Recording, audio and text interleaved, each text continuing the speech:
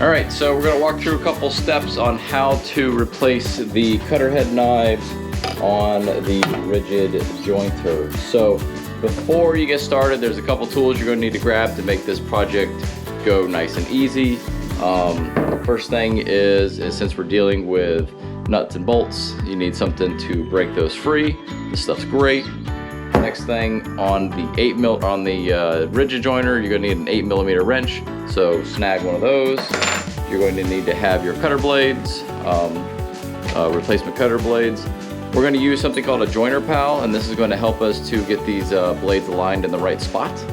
And then when you're all done, good old Johnson's paste wax to give your infeed and outfeed table, or infeed and outfeed beds, a nice smooth finish. As with any time you're working on machinery, make sure you unplug this.